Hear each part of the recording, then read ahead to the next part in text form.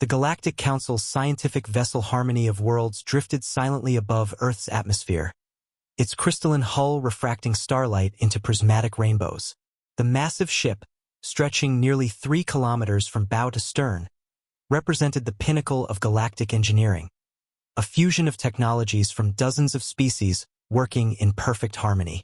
Inside the observation deck, Ambassador Zethkari of the Veltar stretched his 4 arms in what his species considered deep contemplation.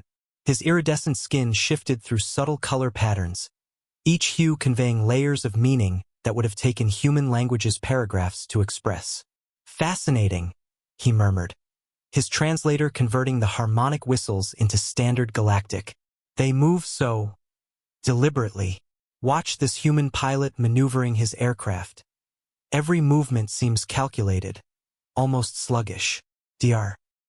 Cassera, the expedition's chief xenobiologist, adjusted her optical array to focus on the planet below.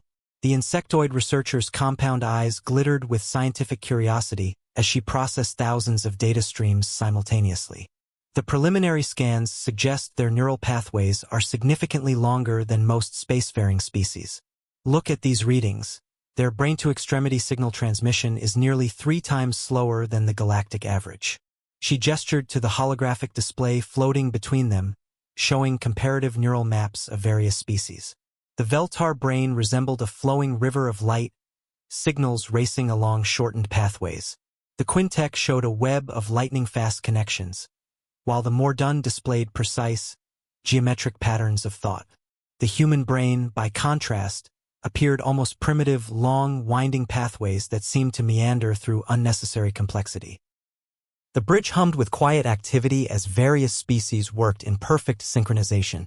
The Veltar were known for their fluid grace, able to pilot ships through asteroid fields with the elegance of dancers.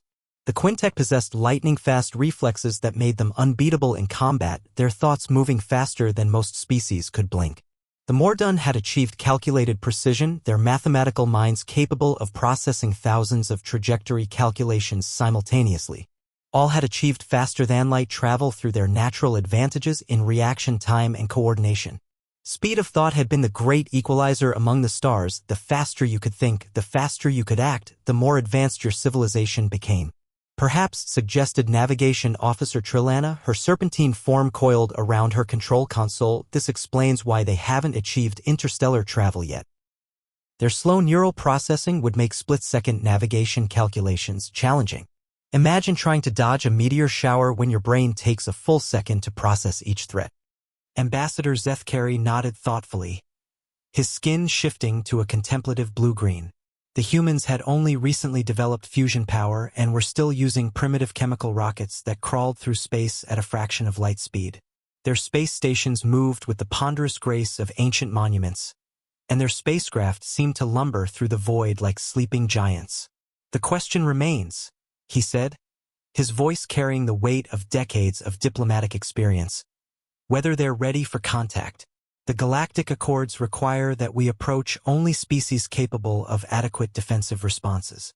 If their reaction times are truly this slow, they might not even register an attack until it's too late." Dr. Cassera finished, her mandibles clicking in concern. "It would be like offering membership to a species that cannot see color in a universe where color determines friend from foe. They could be obliterated by the time their minds process the threat." The debate continued for hours, as was proper for such momentous decisions. Representatives from each major species contributed their perspectives, their voices creating a symphony of concern and curiosity. The humans below continued their slow, methodical expansion into their local solar system, unaware that their very survival hung in the balance of a discussion about milliseconds and neural pathways. 3 days later, the Harmony of Worlds established a hidden observation post on Earth's moon. The facility materialized from quantum folding technology like a flower blooming in reverse, its crystalline structures emerging from collapsed space-time itself. The base spread across nearly a square kilometer of lunar surface, its presence masked by perception filters that would bend light and electromagnetic radiation around it, rendering it invisible to human detection systems. Dr. Cassera supervised the installation of measurement equipment with the enthusiasm of a researcher who had stumbled upon a completely new form of life. Her research team worked with practiced efficiency, modern technicians calibrating quantum sensors with mathematical precision, while Veltar engineers shaped the monitoring arrays with their characteristic flowing grace. The neural mapping scanners are calibrated for human brain patterns, she announced to her team, her compound eyes tracking multiple data streams simultaneously. We'll monitor random population samples across all major continents to establish baseline reaction times. Remember, we're looking for the gap between stimulus and response, the fundamental measure of a species' cognitive speed. The first human they studied was a construction worker in New York City, chosen for his physically demanding profession. The scanners locked onto his neural patterns as he operated a massive crane, lifting steel beams high above the bustling streets below. Through the quantum sensors, they could observe every electrical impulse racing through his nervous system. Dr. Kessera watched the readings with growing confusion, her mandibles clicking rapidly in the insectoid equivalent of bewilderment. "This can't be right," she muttered, cross-referencing the data with established galactic baselines. The scanner shows his brain processing visual input and transmitting motor commands, but the response time is impossible. Her assistant, a young quintet named Veltor, leaned over the displays with his characteristic quick, jerky movements. His species' natural speed made him ideal for monitoring fast-changing data. Perhaps the equipment is malfunctioning? These readings suggest he's responding to stimuli in 0.2 seconds. That's faster than most quintet warriors in combat simulation. Dr. Kessera ran a complete diagnostic on the scanning array, then recalibrated the quantum sensors using known constants. The equipment was functioning perfectly. She tried again, this time focusing on a different human, a surgeon in Tokyo performing a delicate operation on a patient's heart. The readings were even more bewildering. 0.15 seconds, she breathed, her voice barely above a whisper. He's making micro-adjustments to his scalpel position faster than the scanner can track individual neural impulses. His hands are moving in response to visual data almost instantaneously. Look at this. His fingers are compensating for the patient's heartbeat before his conscious mind has even processed the rhythm. The medical operation played out on their screens like a dance performed at inhuman speeds. The surgeon's hands moved with fluid precision, each motion triggered by neural signals that fired and responded in fractions of a second. But the most shocking discovery came when they observed a human child playing a primitive electronic game in her bedroom in London. The young girl's eyes tracked dozens of moving objects on a screen, while her fingers danced across input devices with impossible speed and accuracy. 0.1 seconds, Dr. Kessera announced to the stunned observation team, her voice carrying a note of scientific awe. From visual stimulus to muscular response in 1/10 of a second. This child is reacting faster than our own elite pilots during emergency maneuvers. Her neural pathways are processing information and executing commands at speeds that should be impossible for her brain structure. The implications were staggering. If humans possessed such reaction times, why did they appear to move so slowly? Why did their civilization develop at such a ponderous pace? The contradiction threatened everything the Galactic Council believed about consciousness and cognitive development. The answer came from an unexpected source. Dr. Marcus Thompson, a human neurologist at Cambridge University, was giving a lecture to his graduate students about the mysteries of human consciousness. The Galactic Observation Team had been monitoring human academic institutions for weeks, their quantum sensors capturing every electromagnetic emission from Earth's universities, hoping to find insights into the contradictory nature of human cognitive processes. The lecture hall buzzed with the quiet energy of engaged minds as Dr. Thompson, a distinguished man in his 50s with graying hair and intense eyes, prepared his presentation. Behind him, holographic displays showed complex three-dimensional models of the human brain, its neural networks pulsing with simulated electrical activity. The human brain, Dr. Thompson explained to his students, adjusting his glasses as he gestured toward the display, is perhaps the most sophisticated information processing system we know of. But what makes it truly remarkable isn't just its speed, it's its restraint. We have evolved not to use our full computational capacity, but to carefully manage it. Dr. Kessera translated rapidly for Ambassador Zethkari, who had joined the monitoring session after hearing about the anomalous readings. Her compound eyes focused intently on the human professor as she processed the simultaneous streams of audio, visual, and electromagnetic data. He's saying their brains are designed for restraint? That doesn't align with our evolutionary models. Ambassador Zethkari's skin shifted to a deep purple, indicating profound curiosity mixed with concern.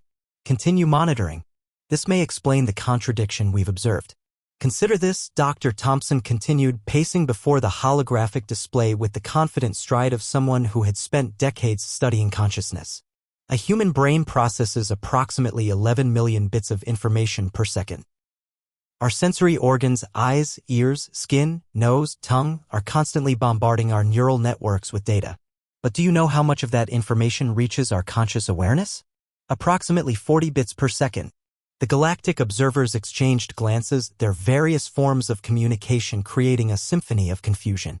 Navigation Officer Trilana's serpentine form coiled tighter around her console while Dr. Kessera's mandibles clicked in rapid succession. The ratio is staggering, Dr. Thompson went on, pulling up a comparative chart. 99.9996% of the information our brains process never reaches conscious thought. Our subconscious mind is constantly making thousands of micro-decisions, filtering sensory input, predicting outcomes, and preparing our bodies for action. When we react to something, we're not starting from zero, we're executing a plan that our subconscious has already formulated, calculated, and prepared. The implications hit the observation team like a quantum shockwave. Dr. Kessera's optical array focused intently on the display, her scientific mind racing through the possibilities. He's suggesting that humans have a dual processing system. A conscious mind that appears slow and deliberate, operating on those 40 bits per second, and a subconscious mind that processes the remaining 10,999,960 bits per second at incredible speeds.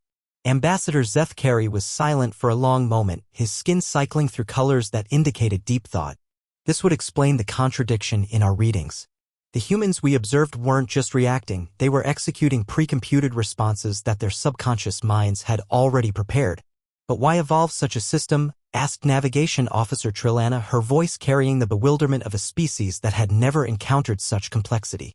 Why not simply make the conscious mind faster, like the rest of us? The answer came from Dr. Thompson's next slide, showing energy consumption patterns across different brain regions. Because consciousness is expensive. Every bit of information that reaches conscious awareness requires significant energy to process, analyze, and integrate with existing knowledge. By filtering out unnecessary information and pre-processing responses, the human brain can operate efficiently while maintaining the ability to make complex, creative decisions when needed.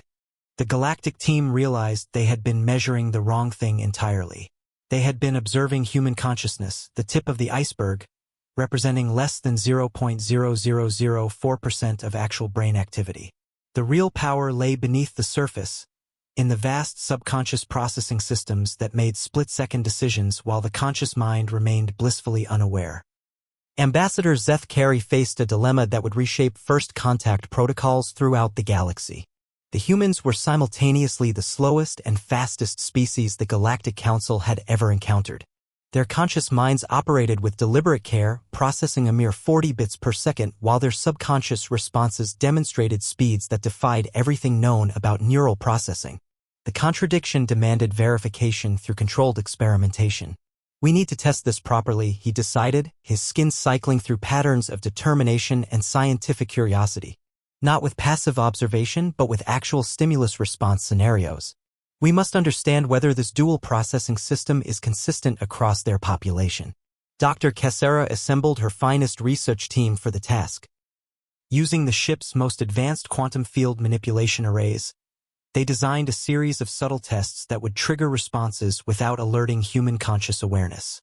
The quantum fields could create microgravitational anomalies, electromagnetic fluctuations, and atmospheric pressure variations so minute they registered below the threshold of human sensory detection, yet significant enough to trigger their mysterious subconscious processing systems. The first test subject was Captain Elena Rodriguez, a fighter pilot conducting training exercises over the Pacific Ocean. Her F-22 Raptor streaked through the sky at Mach 1.8, its sleek form cutting through clouds like a knife through silk. The moment the quantum field generators created a minute change in her aircraft's gravitational environment, a variation of less than 0.0001% in local spacetime curvature. The neural scanners locked onto her brain activity. Remarkable, Dr. Cassera whispered, watching the cascade of neural impulses race through the pilot's nervous system. Her conscious mind shows absolutely no awareness of the gravitational change. The deviation is far below human sensory thresholds. But look at this, her hands have already made 3 micro-adjustments to her flight controls, her feet have shifted position on the rudder pedals, and her breathing pattern has altered to compensate for a change she cannot possibly perceive. Response time, 0.08 seconds. The second test involved NASCAR driver Jake Williams racing at 200 miles per hour around the banked oval track at Talladega Superspeedway. His modified stock car was traveling so fast that a mistake would result in a catastrophic crash, yet he navigated through a pack of 30 other vehicles with apparent ease. The quantum field created a subtle shift in air pressure around his car. Invisible to human senses but enough to minutely affect the vehicle's aerodynamics and handling characteristics. 0.06 seconds, Dr. Cassera announced, her voice filled with scientific awe. His right foot has already adjusted pressure on the accelerator by exactly 2.3%. His hands have compensated for the change in the car's aerodynamic balance with microscopic steering corrections. And his body has unconsciously shifted weight distribution. His conscious mind is still processing the previous turn, completely unaware of our intervention. But the most impressive test came from an unexpected source. Maria Santos, a mother of 3 young children, was walking through a crowded marketplace in São Paulo, Brazil. The bustling environment presented thousands of variables, moving people, shifting shadows, changing sounds, varying scents. The quantum field created a minute shift in the ground beneath her feet, a gravitational fluctuation equivalent to removing a single grain of sand from beneath her shoe. Impossible, breathed Navigation Officer Trilana, her serpentine form practically vibrating with excitement. 0.05 seconds. She's adjusted her balance, shifted her weight distribution, repositioned her center of gravity, and moved her arms to prepare for catching a falling object that her conscious mind hasn't even detected yet. The falling object was her 2-year-old son Miguel, who had tripped over a loose cobblestone 3 meters away. Maria's subconscious had detected the subtle chain of cause and effect. The stone displacement caused by their quantum field test had created a minute vibration that shifted another stone, which would cause her son to stumble. Her body had prepared for the catch before her eyes even focused on the child.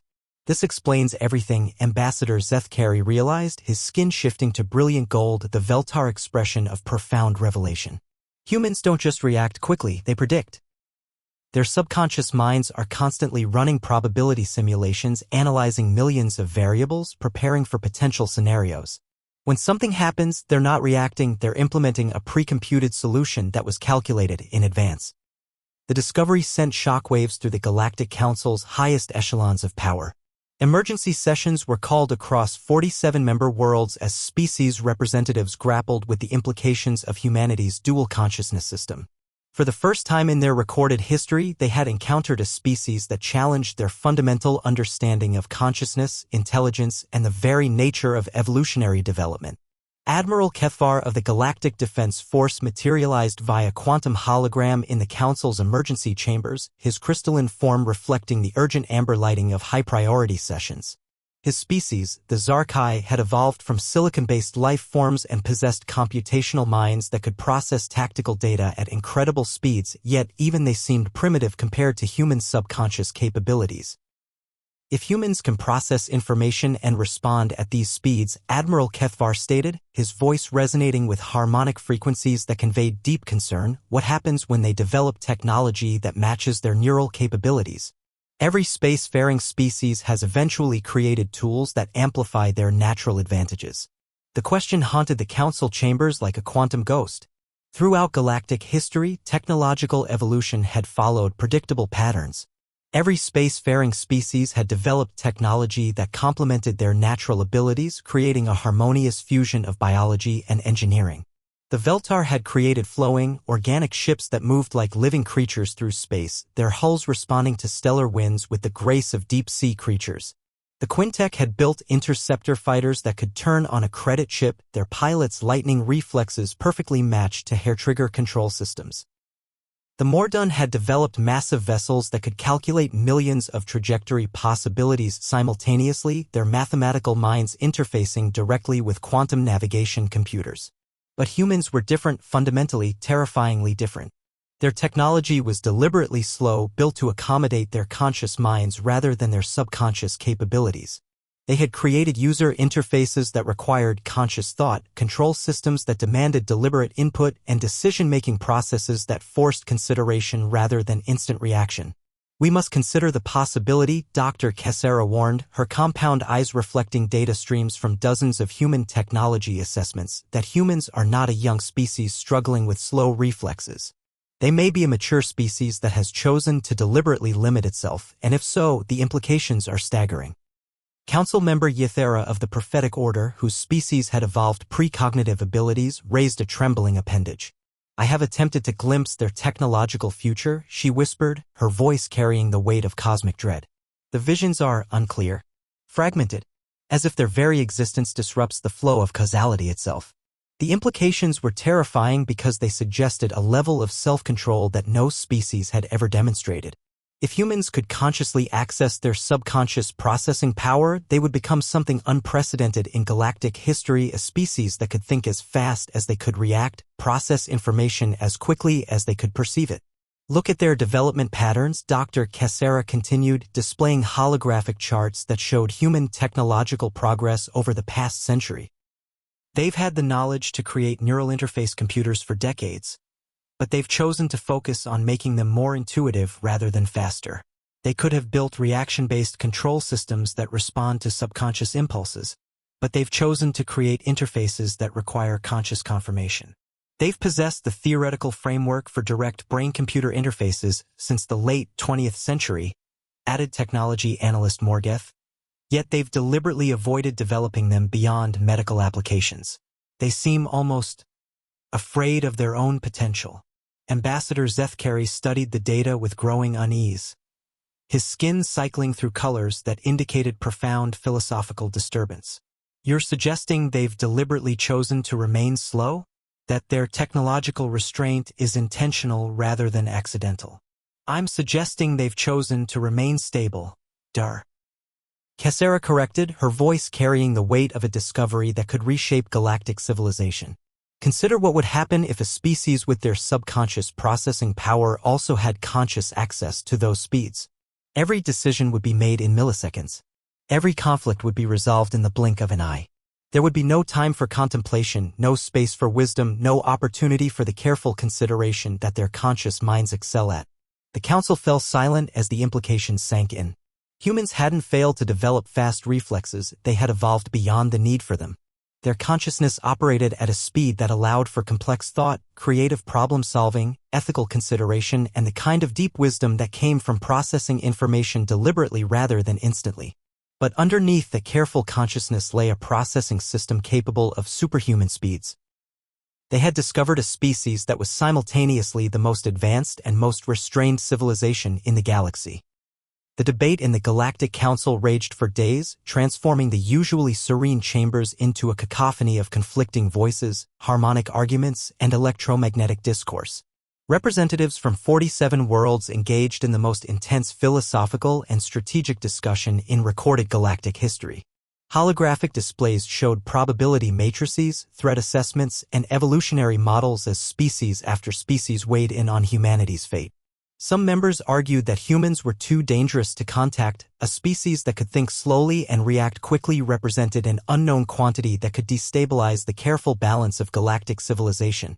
The War Hawks, led by General Morthuin of the warrior caste, paced the chamber floor with predatory grace, their scales shifting to aggressive crimson patterns. They've achieved something we thought impossible, argued Counselor Vexera of the Philosophers Guild, her ethereal form shimmering with wisdom accumulated over 3 centuries of study. They've balanced wisdom with capability. Their slow conscious minds ensure careful decision-making, diplomatic consideration, and ethical reflection, while their fast subconscious minds ensure survival and rapid response to genuine threats. But what happens when they're threatened? Countered General Morthuin, his voice carrying the harsh harmonics of a species that had survived countless wars. What happens when their survival mechanisms engage at full capacity? We've seen glimpses of their potential, but what would they become if they felt cornered? If they perceived their entire species as being in danger? The warrior caste had run detailed combat simulations, feeding human reaction time data into their most advanced military modeling systems. The results had been so alarming that several wargame computers had actually shut down rather than complete the calculations, their quantum processors unable to model a species with such capabilities. Consider the mathematics, General Morthorn continued, projecting holographic battle scenarios. A human soldier with conscious access to subconscious processing speeds could make tactical decisions faster than our weapons could fire.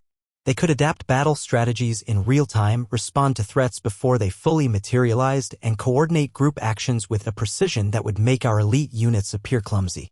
The answer to the growing debate came from an unexpected and deeply disturbing source. The monitoring stations on Earth's moon had detected something that chilled every observer to their core. Human reaction times were steadily increasing across the entire population. It started 3 days ago, Dr. Kessera reported to the emergency session, her compound eyes reflecting streams of terrifying data. Baseline reaction times among human test subjects have improved by 15% and continue to accelerate. They're not just reacting faster to known stimuli, they're accessing progressively deeper levels of their subconscious processing systems. The cause was soon identified through quantum signature analysis. Humanity had detected the subtle quantum field fluctuations from the galactic testing equipment. While their conscious minds couldn't identify the source or even acknowledge the presence of the anomalies, their subconscious systems had recognized the artificial patterns as potential threats to their species' survival. They're adapting, Ambassador Zethkari realized, his skin cycling through colors that indicated existential dread. Their subconscious minds are becoming more active, more alert, accessing deeper processing layers. They're preparing for something they don't even know exists, but their bodies know it's coming. The implications were staggering. If humans could unconsciously adapt to unknown threats, what would happen when they encountered actual danger? What would they become if they felt their species was threatened by an alien presence? The monitoring data showed that human efficiency in everything from driving to sports to military exercises was improving at an exponential rate. We have a choice, Admiral Kefar announced, his crystalline form resonating with finality. We can withdraw now, before they fully adapt to our presence and potentially unlock capabilities we cannot predict or contain. Or we can make contact immediately and hope that their conscious minds can restrain their subconscious capabilities long enough for peaceful dialogue. The vote was called immediately. After centuries of careful first contact protocols, established procedures, and diplomatic safety measures, the Galactic Council faced a species that challenged every assumption about consciousness, reaction time, and the fundamental nature of intelligence itself. Contact would be made within 24 hours. The question was whether the galaxy was ready for what humanity might become once they knew they were not alone and potentially not safe. The message came at dawn, transmitted simultaneously to every major communication hub on Earth through quantum entanglement networks that bypassed all known human technology. It appeared on emergency broadcast systems, military frequencies, internet servers, and even simple radio receivers across the globe. The transmission was simple, direct, and carefully designed to trigger humanity's conscious rather than subconscious responses. Greetings, people of Earth. We are the Galactic Council, representatives of 47 spacefaring civilizations. We have been observing your species and have concluded that you are ready for contact. We request permission to establish formal diplomatic relations. The response was immediate and completely unexpected by every xenobiological model in the galactic archives. Rather than the confused panic, governmental secrecy, or religious upheaval the Council had anticipated based on their observations of other species' first contacts, humanity's reaction was swift, organized, and eerily coordinated. Within 6 hours, every major nation had established unified contact protocols. Within 12 hours, a single, coherent response had been formulated by representatives from every continent. Within 18 hours, a comprehensive diplomatic framework had been transmitted back through the same quantum channels. We welcome contact with the Galactic Council. The message read in 47 different galactic languages, each translation perfect in its nuance and cultural understanding. We have been aware of your observation for some time and have been preparing for this moment. We propose a meeting at the neutral zone coordinates we are transmitting. We look forward to mutual cooperation and understanding. Ambassador Zethkari stared at the message in stunned silence, his skin cycling through colors that indicated profound shock mixed with dawning realization. They knew. Somehow, their subconscious collective processing detected our presence and prepared their entire civilization for contact without their conscious minds fully understanding what was happening. Dr. Kesera's mandibles clicked in a rapid pattern that indicated scientific excitement bordering on panic. The quantum field fluctuations weren't just detected, they were analyzed, decoded, and reverse-engineered. Look at these transmission logs. The humans have been preparing diplomatic responses in our communication protocols for the past week, learning our languages through pattern analysis of our scanner emissions. The meeting took place in Earth's upper atmosphere aboard the Harmony of Worlds. The human delegation consisted of 3 individuals who had been selected through a process that the galactic observers still couldn't fully understand. Dr. Rebecca Martinez, a neuroscientist whose expertise in consciousness studies was unparalleled; Admiral John Harrison, a military strategist whose tactical mind had been enhanced by decades of studying theoretical alien contact scenarios; and Professor David Kim, a philosopher specializing in consciousness studies whose insights into the nature of intelligence had predicted many of the Council's own discoveries. "We have much to discuss," Ambassador Zethkari began, his 4 arms spread in the traditional Veltar greeting of peace, though his skin showed undertones of nervous anticipation. "Indeed," Dr. Martinez replied, her eyes bright with the kind of intellectual curiosity that had driven human exploration for millennia. "We're particularly interested in your species' reaction time capabilities. Our preliminary observations suggest fascinating variations in neural processing speeds across different galactic civilizations.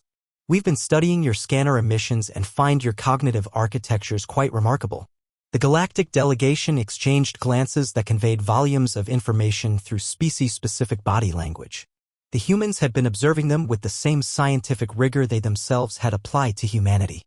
"We've been monitoring your scanning equipment for several weeks now," Admiral Harrison explained matter-of-factly, his tone carrying the casual confidence of someone discussing routine intelligence gathering.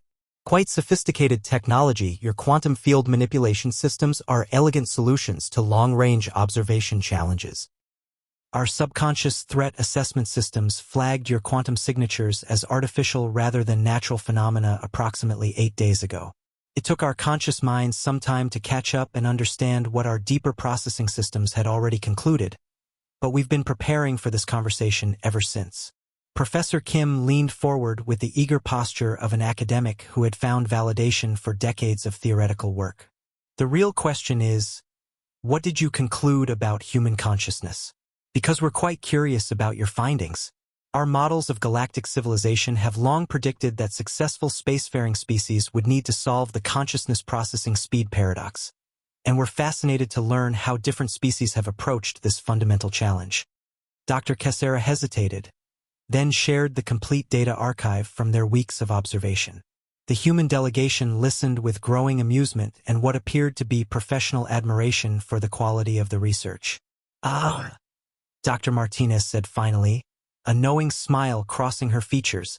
"You discovered the iceberg principle. Yes, human consciousness is deliberately limited to a tiny fraction of our total processing capacity. We evolved that way for excellent reasons, and we've spent considerable effort ensuring our technology maintains that balance." "Which is?" Ambassador Zethkari asked, genuinely curious despite himself.